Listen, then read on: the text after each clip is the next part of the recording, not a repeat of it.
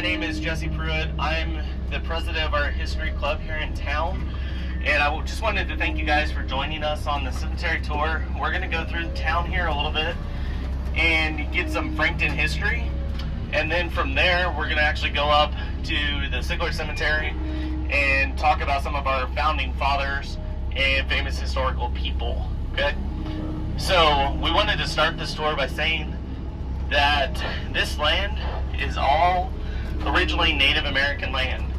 Okay, it was inhabited by the Delaware people and then the Lenni Lenape people as well. So we want to give them acknowledgement that this was their ground.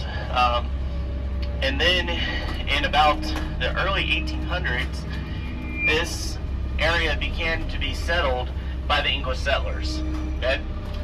Once that happened, it was a very quick snowball effect that more and more and more people began to get here. This was all as a result of kind of the Northwest Ordinance and post-Revolutionary War times. So as we travel through town, just imagine that at one time this was all forest.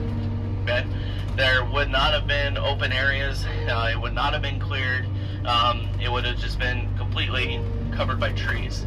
Pipe Creek would have made for a kind of a gathering point for Native American people, and one of those key Native American people who would have been in this area was a man by the name of Chief Pipe.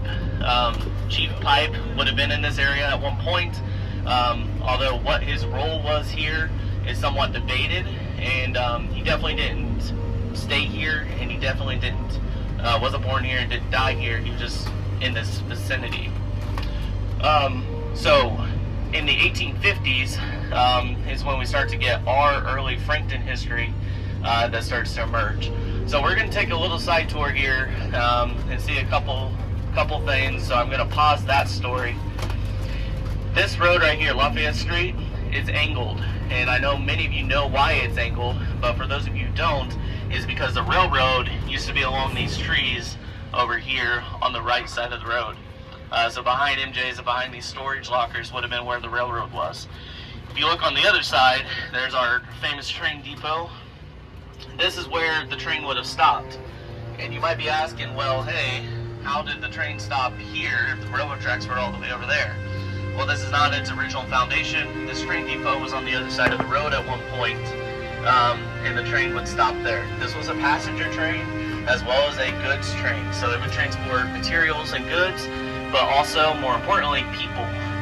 What most people remember about the train depot is actually that it was a mail stop as well.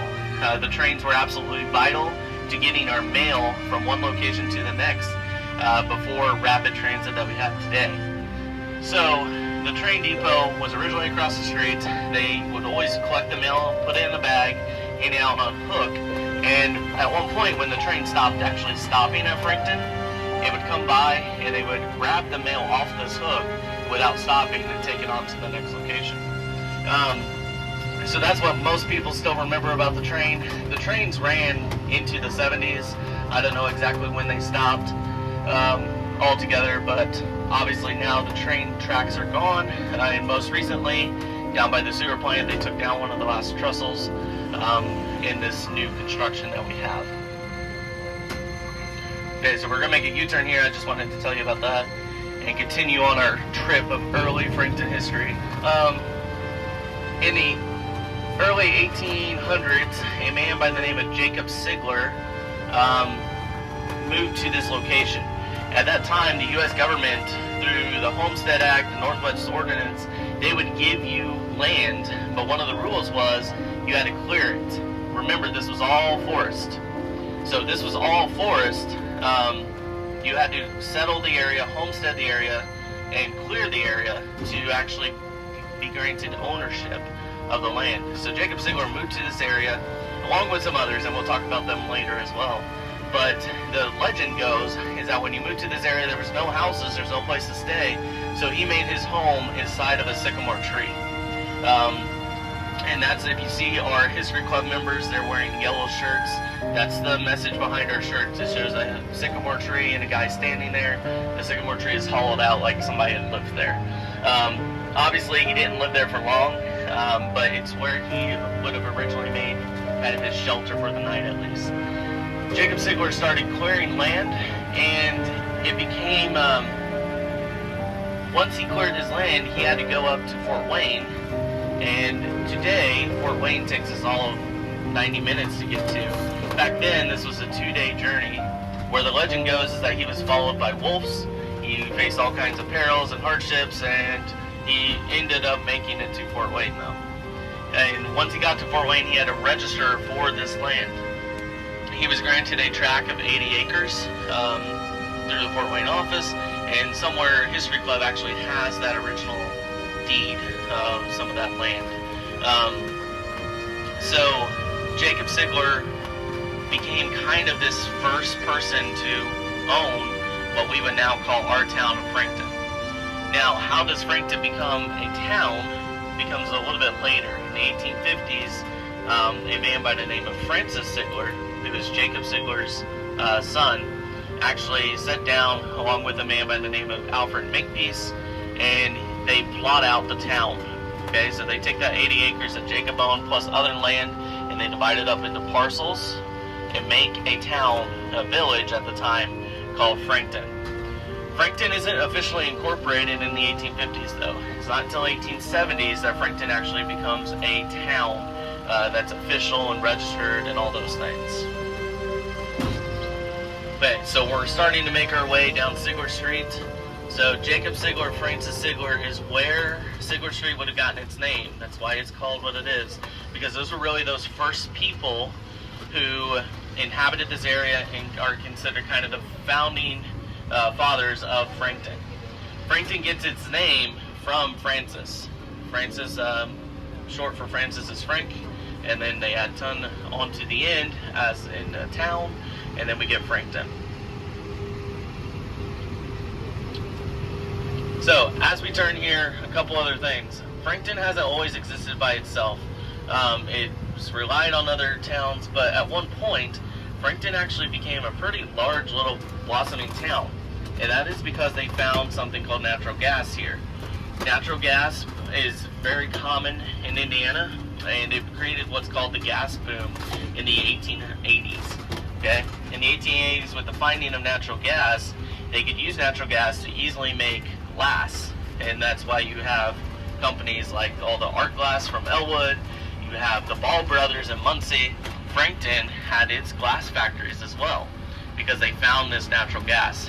And that gas boom was rather short-lived, but when it was there, it created a huge surge in the population. So Frankton's population went as high as 2,000 people in the 1880s. And to put that into perspective, Frankton today has a population of about 1,800 people. So it would have actually been larger then than what it is now. With that, you had to have everything to support that number of people. You had to have lumber yards, you had to have farms, you had to have dairies, hardware store, all those things to support the town, and they did.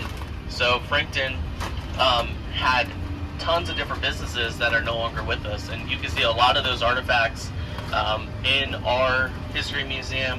We have early maps that show the locations of these different places, but the most important part was those glass factories. And so we even have some of that glass. The Frankton Library has some of that glass that was made in these early glass factories. It's kind of green looking. They would have mostly made windows, actually, is what they would have used that gas for. However, the gas, and this is common with all small towns in this area, wasn't used wisely. The gas was almost wasted. And so because of that, the gas ran out within about a decade. There are stories that people would tap into gas wells and they would literally just light them on fire to watch them burn because it looked pretty and it caused kind of a flamethrower-like effect out of the ground. And so because of that, the gas ran out. It wasn't used right and correctly. During that gas boom, though, Frankton's population grew so quick that it actually caused for another little town to be founded right near us, and that was actually over here on this hill. So I know you can't really see, but that house up there on the hill, where Mary Keelish lives, that house is what used to be called the Quick City Mansion. Okay, There was a town out here called Quick City. It had up to 200 little houses. Now when I say little houses, they're not houses that we think of today.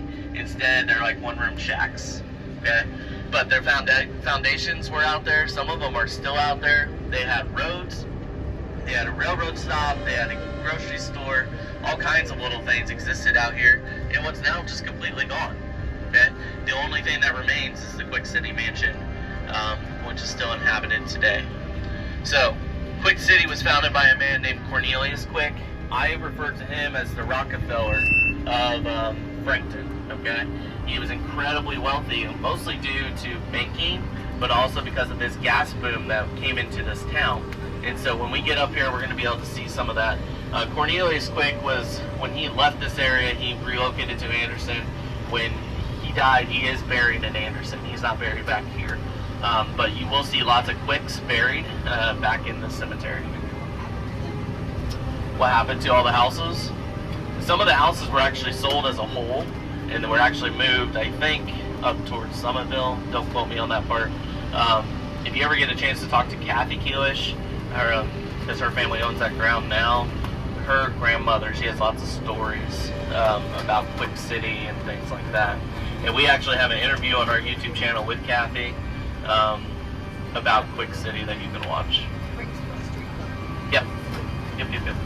So we're going back to the Sigler Cemetery real quick. Sigler Cemetery is kind of special. Frankton's a small enough town that our cemetery never got destroyed. It never got relocated. It never got moved. It's original. So you will see tombstones back here that date all the way back into the 1860s and 70s. And I think there's even a couple back to the 1850s. It's a pioneer cemetery because what that means is the first people to live in an area, it's where they are buried. Okay? So we are going to be walking a little bit. I ask that you please be careful. This is maintained by the township trustees. They do a decent job, but it's impossible for them to have the resources to properly take care of the cemetery. So there might be holes, bumps, roots, limbs, so on and so forth. So please watch your step. Some of these tombstones you'll be able to see, and I'll talk a lot about tombstones today. They kind of change designs over the years. Our earliest tombstones are made out of limestone, okay? And they are actually going to be in the back corner of the cemetery. Is going to be the oldest part of the cemetery. And then up here's much newer. There are some new granite tombstones that you would see, like you would purchase today. So just be aware of that as well. All in all, today we want to be careful and make sure that we leave this place like we left it. We want to make sure that we didn't hurt anything by being here. We're preserving our history with this experience. So if you guys want to go ahead and there's a marker up here, a stake with flowers on it, on an obelisk-like tombstone. We're gonna all head up there. Here's this picture. This is a guy who would have founded that Quick City up there. Okay. And very much the style like Rockefeller or Vanderbilt. That's the style of picture here. So here's that. We also have a copy in the museum if you want to see it. So as we start the cemetery tour here, we made a stop at this tombstone here. I want you guys to look at it. Can anyone read anything on this? Okay. So you see died on this side. It also says Dwiggins. Anybody else make anything else out? Daniel Dwiggins, okay? So, besides that, we can't read much, okay? This tombstone's not in the best of shape. It's been broken. It's got a lot of moss on it. It doesn't look the best, but it can still tell some stories, okay? And one thing I'm going to give you guys in a second is some paper, and I want you guys to kind of see if you can get some stories out of some tombstones yourself. So this tombstone here is for Daniel Dwiggins. He was a captain during the Civil War, okay? So if you think about that, we're talking the Civil War, like the Civil War that established states' rights, North versus South, brother versus brother. We have a veteran of that war buried in our town, okay? Like, this is local history and shows you really how close the Civil War is to us, okay? It did impact us here. So Daniel Dwiggins was a captain during the Civil War. He was actually fairly old to be in a war of that caliber. He was about 50 when he was commissioned as a captain. And the thinking is that he probably was one of the few who had experiences from previous wars to be able to actually lead in that capacity. So that's why he would have got his commission. This tombstone has not been restored or cleaned lately, and it's very obvious with that. So one thing that historians can often do to try to glean a little bit of extra information out of these tombstones is something called a grave rubbing. Anybody know what that is? Okay. So I have pencils, I have paper, and my challenge to you for about 10 minutes is you want to go find a tombstone that doesn't look readable and see if you can glean some information off of it.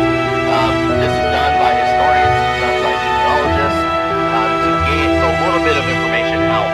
Now, tombstones are a very valuable source of information. Not only does it tell you when they died, but the older tombstones often establish relationships. And you can see that on these tombstones. It'll say wife of, son of, father of. And sometimes they give information as to what occupation they were.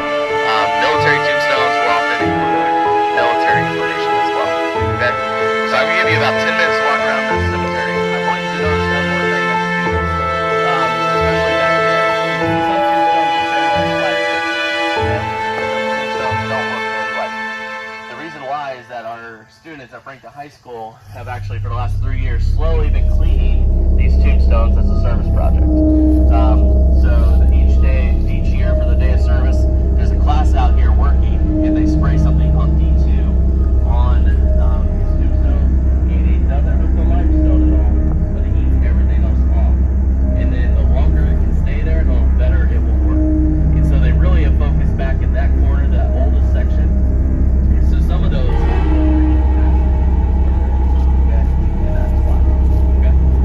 what we're going to do is we're going to slowly make our way back to that big tree. I'm going to give you, let's say, 10 minutes. You're going to feel free to do some grave rubbings if you want to try. I want to see who can get a good one. Our students have gotten some pretty good grave rubbings when they've been back here. And then in about 10 minutes, we'll resume this tour back underneath that big tree. Okay? Thank you guys.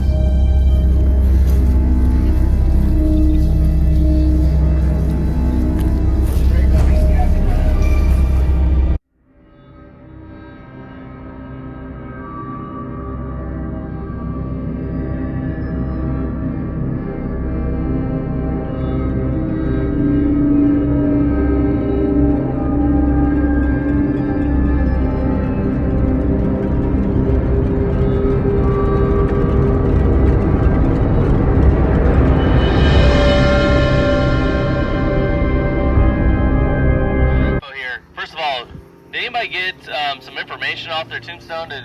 Was anybody successful with their grave rubbing?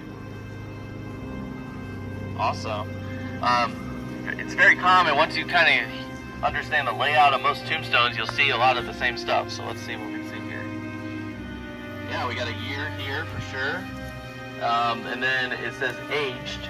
I don't know if anybody can make that out, but a lot of these tombstones tell how old they are. So like this one right here says aged and then gives an exact age down to the day. I don't know why they did that. I don't know why they carried down to the day, but they do. And then up here, this says died. Okay, so good job. That's a very good example. Yeah, let's see. This one's actually pretty good. I can't make a lot of it out, but you can start to see the name. Looks like maybe right here would have been the died. And then down here's the date, and then there's an aged. I can see the aged there too. So again, a lot of these tombstones have very similar layouts with the information that they give. Okay. Now I did want to bring us back here because first of all, this area is the most beautiful area of the cemetery. Okay. These tombstones have very unique designs on them. They look unique. They have unique information.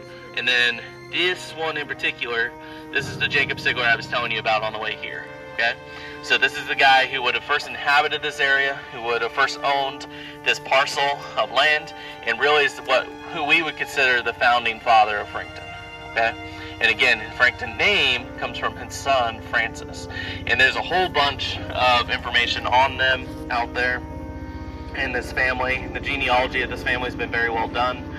And so you can navigate and look at that. Now, tombstones, I know it's silly, but cemeteries move, okay? They change over time.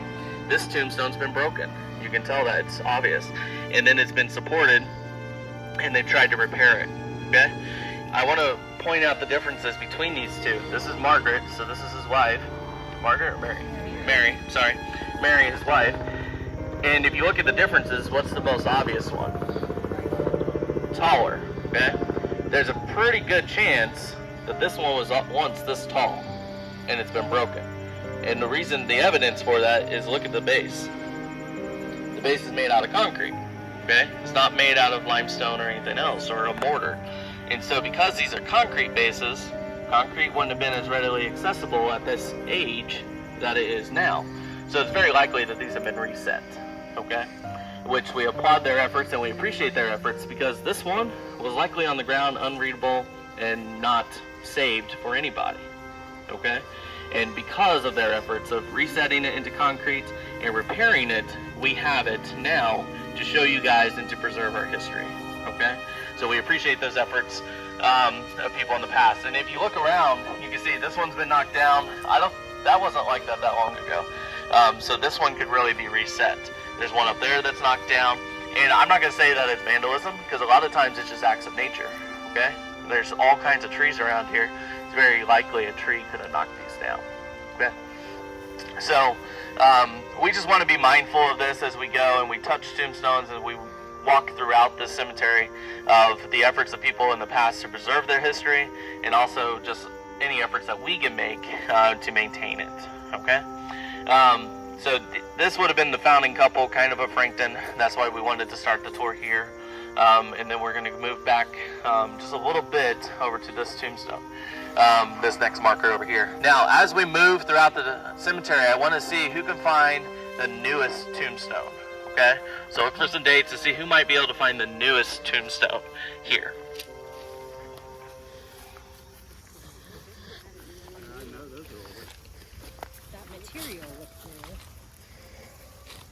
This one probably got knocked over by that tree. Yeah. The roots of the tree just came up out of the ground.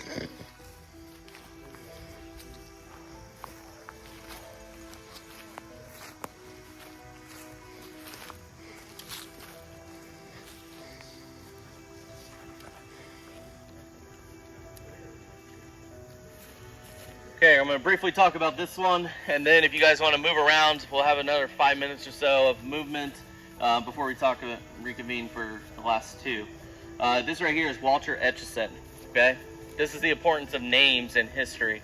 The Siglers are obviously still here. The Etchisons are still here. And as you look through these names on these tombstones, it's very likely that if you're from here, you went to school with somebody with these last names, okay? Or these last names might even be your last name. So Walter Etchison, spelled the same way that it's typically spelled here in Frankton, but sometimes you will notice that cemeteries have different spellings of last names, okay?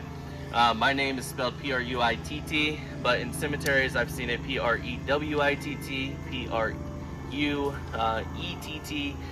It changes, and it just depends on people's education levels, what they thought it should be spelled, so on and so forth. But oftentimes they're still part of the same family, even with different spellings. So Etchisons you might see in this area spelled with a Y as well, okay, instead of the I.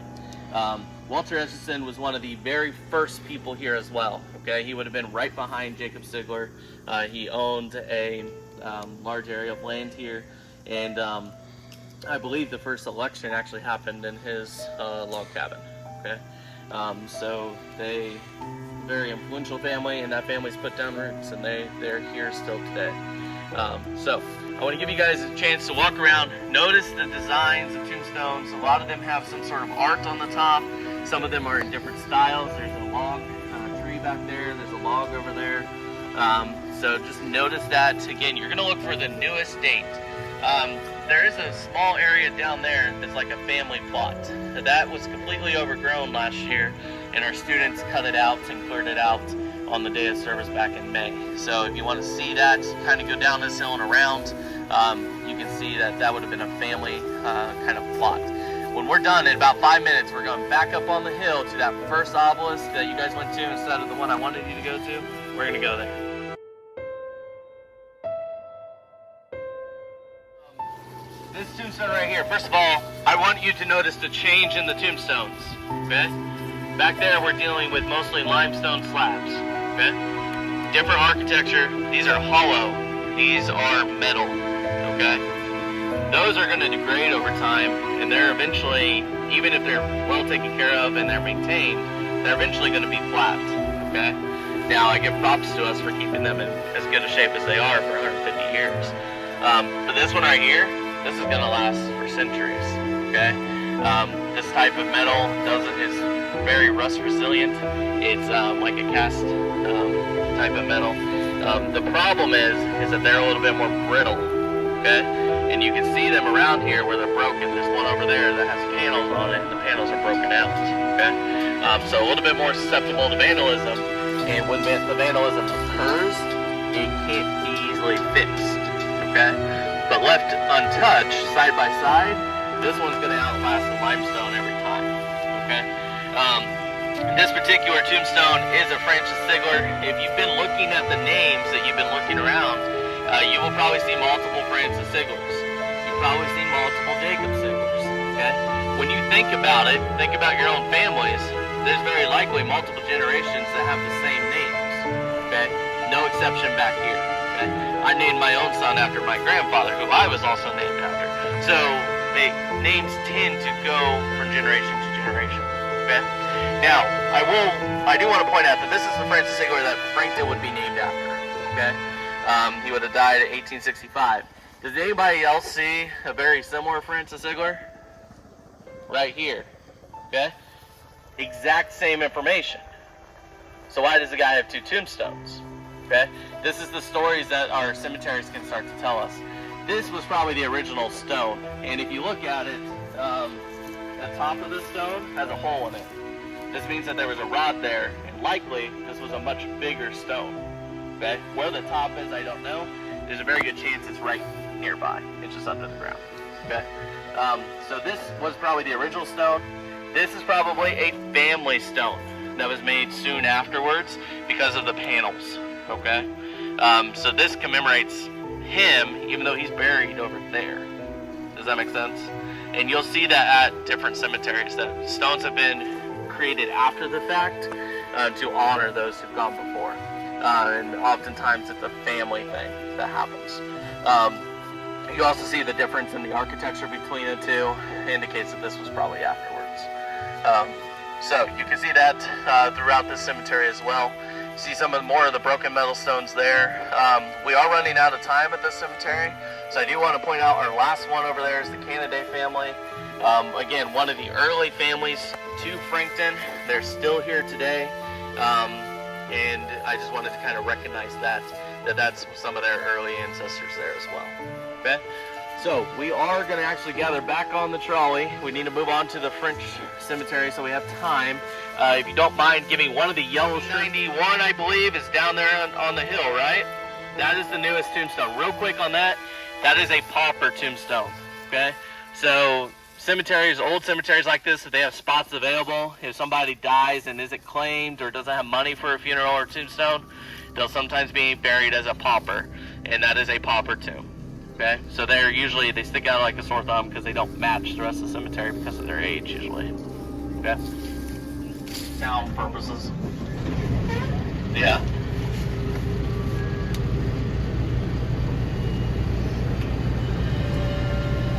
Okay, guys, I did not have my notes earlier, so I was doing all that from memory. Some dates that were important that I couldn't remember. Frankton was originally mapped in 1853. It was originally mapped in 1853. It was originally incorporated in 1871. Frankton would have had a lot lots of early buildings, like I said, everything that would have been needed to have a town. So schoolhouses, and schoolhouses were kind of everywhere. There were schoolhouses all over because, again, you had to walk to school, so they roughly as centered as possible between the people. Early settlers, we mentioned a lot of them up here, so the Canadays, the Etchisons, some other early settlers would have been Montgomerys, Reeders. They would have built a sawmill, corn cracker mill. Mail would have came all the way from Strawtown and Perkinsville, all the way up to Frankton and then further into Elwood, so on and so forth. This town had a little bit of everything, it really did. Unfortunately, most of this town has been destroyed at one time or another, and a lot of that was through fires, okay? And when you think about it, in the 1800s, what was your fire suppression system?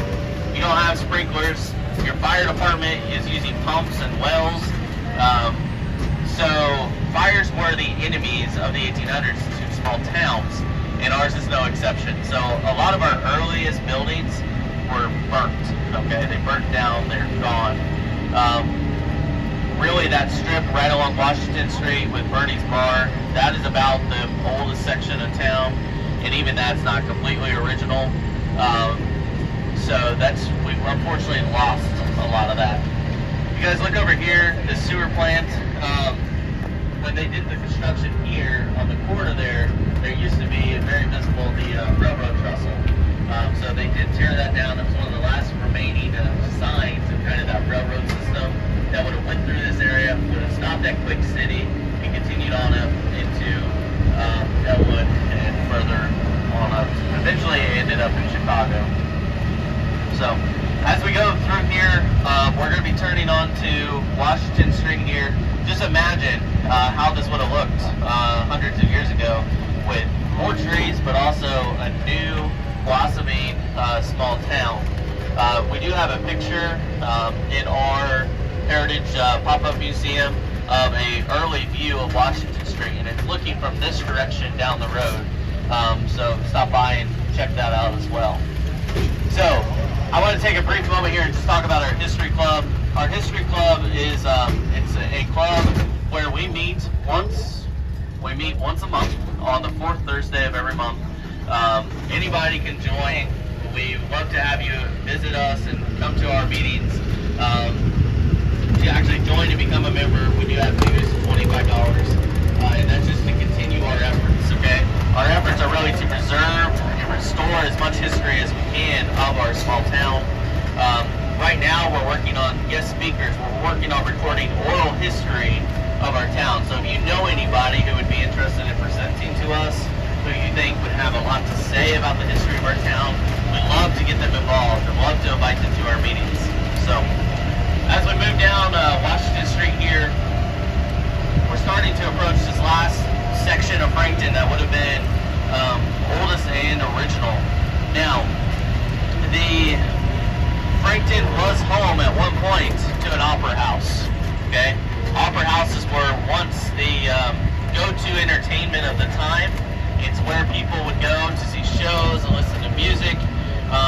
Our opera house was actually located where our current library is. We do know a little bit about our opera house, but we've never been able to find a picture of it. And we would love if anybody knows of one, just share that. Oh, he found one? Loretta tells me Steve Jackson might have a picture that he's found of one. So the Opera House would have been where the library is. It was roughly 2,000 square feet. It was 2 stories. It was much larger than Elwood's Opera House. Unfortunately, it was only in operation a few years before it succumbed to fire. Okay, it was burnt down. It is obviously no longer with us. But each little town would have had an opera house. Now, as we approach these grain elevators, I do want to point them out. They would have been one early addition to our town. Grain elevators no longer in use, obviously, but you can still see behind the brush the original logos. And again, this also got on fire. So again, fire is the biggest enemy of a lot of these original buildings that we would have had. Now, Now, we're going down here to the French Cemetery. It's right next to the KMP Cemetery. This is also considered a pioneer cemetery. Again, these are some of the first people to move to the area. This is also Pipe Creek trustee maintained and not town maintained. It doesn't have its own organization or anything here. But this is a little bit newer. Okay, the tombstones are newer. It's much more recently active than down here. And all in all, it's just a newer cemetery, but it is still considered a pioneer cemetery. One of our club's missions is to kind of decide what Frankton history looks like. Do we have any national landmark registry possible events? In my mind, we have about 3 of those things that we could actually maybe get labeled as historical events. One of those things I want to tell you about as we make our way to the French Cemetery is the story of Flora Hayes. The problem is we are lacking documentation on this, but from what we know and what we've heard, Flora Hayes was potentially one of the first women to ever be elected to office, not only in the town, but in the state and potentially the country as well. She was actually elected to office before women had the right to vote. So the office that she was elected to was her town clerk's position. The town clerk was her husband, and unfortunately he got ill and passed away. And so she just started doing his job, just picked it up where he left it off and did his job. Well, she did such a good job at it that she ran for the office and she actually was elected. That part we know. The part that we don't have proof of is, was she like on a ballot or anything like that. So we're hoping to find documentation on that and potentially get that labeled as a historical landmark. Okay guys, so we're at the French Cemetery. We're gonna go all the way down to the end.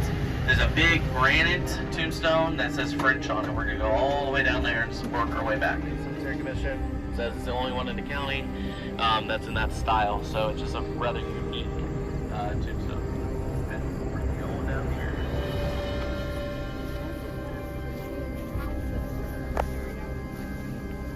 I don't know how old it is, but it's called the Harvest Cemetery, right? I think it's called the Harvest Cemetery. Howard. Hartley's over there.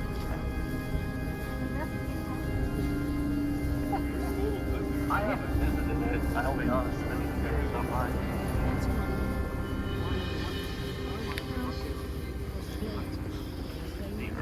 The first people in the area were buried in the cemetery. So it would have been first cemetery for Frankton.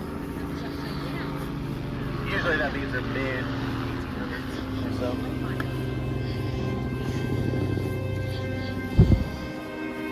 Okay, I was talking briefly about claims to fame or potential historical markers. This one right here is very likely the best, not the best, the second best chance that Frankton has of some sort of claim to history on the national level. So for those of you who don't know, this is Mayberry's tombstone. May was a nurse in World War I. She grew up here. She did a training down in Indianapolis as the U.S. enters the war, and then she goes off to war. When she gets over to France, she catches cold, develops pneumonia, and she dies. Okay? Why that's notable is that she actually becomes the first American nurse to die on foreign soil in a war. Okay? Period. And her records indicate that. They match up nationally and everything. So this should potentially be claimable as like a historical marker. We haven't worked through all the paperwork on that. We haven't started the paperwork on that. But I think it's possible there. Okay? I do have here, this is posted at the Legion. This is a picture of Mayberry, so you guys can look at that. And then this is a nice article the Herald did a couple years ago about 2 individuals who ended up in World War I, local hero type thing. So I'll have that available if you want to read it on the way back, you can. So May is actually not buried right here. She is buried in France because they weren't transporting bodies back in mass at that time. And so this is just a marker commemorating her that her family would have put up here. Okay? So that is May's story. And her real name is actually Lottie Mayberry. So we got one more down there, and then we'll be headed back and ending our tour.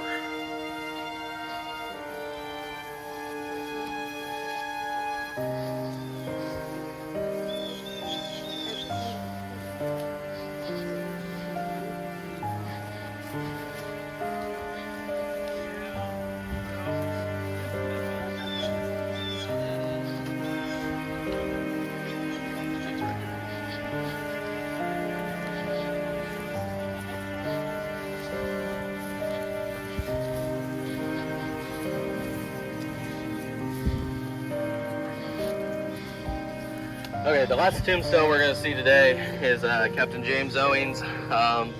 This is a typical military tombstone, okay? So you'll see this at all the military cemeteries out there. You'll see them in pretty much every cemetery. They usually have the faith designated at the top, and then information, the person's name, information about their military service. What I find is unique about this, and maybe you guys won't, but is the war, okay? This is the War of 1812. Okay?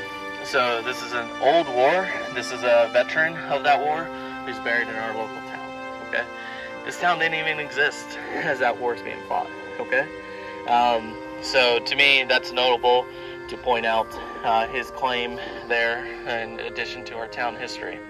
Now, briefly, while we're talking about the War of 1812. One of Frankton's, this one's very tenuous, but a potential claim to historical marker is about a different War of 1812 veteran, and that is Captain David Gooding. Okay, David Gooding's not buried in this cemetery. He's actually buried out on 700 North, where the apple orchard used to be. There's a small cemetery there. His is the only tombstone that's in there because that cemetery was actually destroyed. In the 1800s, tombstones could be destroyed if they were inactive for a certain amount of time. And so that one was destroyed, it was plowed over. The story goes that the tombstones were used as footsteps up to a house, and I don't think they exist anymore. Okay, once the cemetery commission kind of figured out that, hey, there's a war veteran buried here, we need to acknowledge that, they set aside an area of land that said that here's the cemetery, and they put a stone there.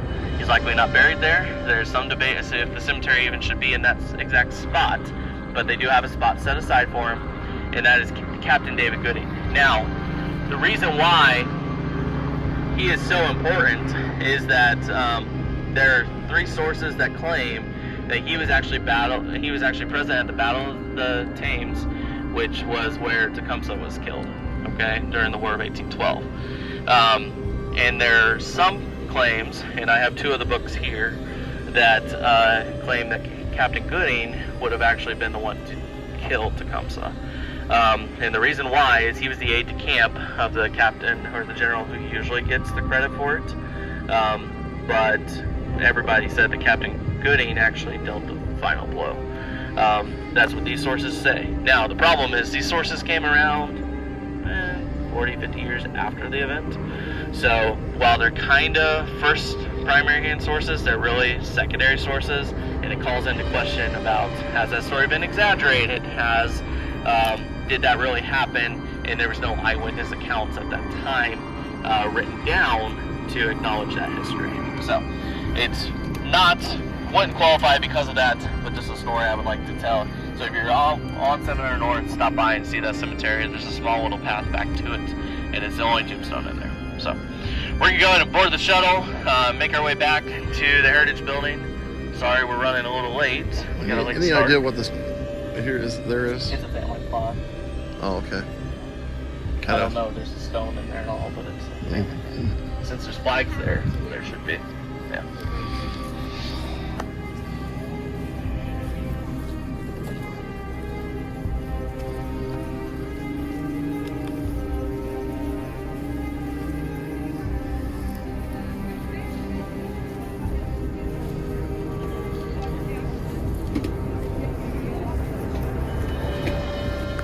Might be too new is this last story I have, and that is the CCC camp. Frankton was home to Camp James Madison. If you don't know, the CCC is the Civilian Conservation Corps. They were a program by Franklin Delano Roosevelt to put people back to work. And so the camp was set up here in Frankton. There are some pictures of the camp here, and then there's also pictures back in the museum of what the camp would have looked like. And its location actually would have been where our high school stands now. Okay. Some people remember the foundations of these buildings still being there. It was kind of ran like a military camp, but what they mostly did is that they did a lot of infrastructure work. They dug ditches, they built bridges, they repaired roads, they did that type of work. And a lot of the ditching that you see in the fields, local fields nearby, would have been dug by the CCC workers. Back at the museum, we do have a list of, it's a group picture with a bunch of the CCC cadets, and it has their names on it. If you look at that list, you will see all kinds of names that you recognize. Because the people who moved here for work started to find people, they started to establish relationships, and they stayed here. They found wives, they had children, and their descendants are still here due to coming here in the 40s because of the Great Depression. So you can definitely see that back at the museum. So I want to just take a little bit of time and say thank you again for traveling with us on this museum tour, on this little cemetery tour. A couple things. Back at the museum, we have these booklets. In 1976, they made a history book of Frankton, and it was based on, it was a Heritage Days committee that made it. They had all kinds of pictures from that time, and then little write-ups about different history events, different groups that were here, stuff like this. Again, this started as kind of a snapshot of the town at that time, but now this has turned into a historical artifact for us. It's basically how did Frankton look 50 years ago. So this is, we do have several copies of these that were donated by Jerry Ogden to the club. We are selling them if you're interested in purchasing them for $10 each. Many people in this town have these already, stuffed away in their closets, but it's a nice little snapshot of the town's history. The other thing I want to point out to you is that we are working on those oral history videos. We do have a YouTube channel, and we're showing one of those videos in our museum. That was an Eagle Scout project by Zach Baker and a couple of his friends who filmed this project. They interviewed people in our town, and again, what started off as just kind of a project ends up being a really good representation of oral history. So if you guys want to check that out, you can watch it there. There's a QR code you can scan with your phone, and that will link you to our YouTube channel where you can see our other interviews that we've had. Okay?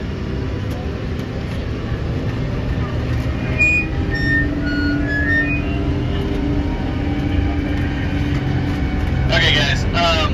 That's pretty much all I have. So we're approaching the Heritage Building here. Again, I want to say thank you to attending this. Sorry we're running late.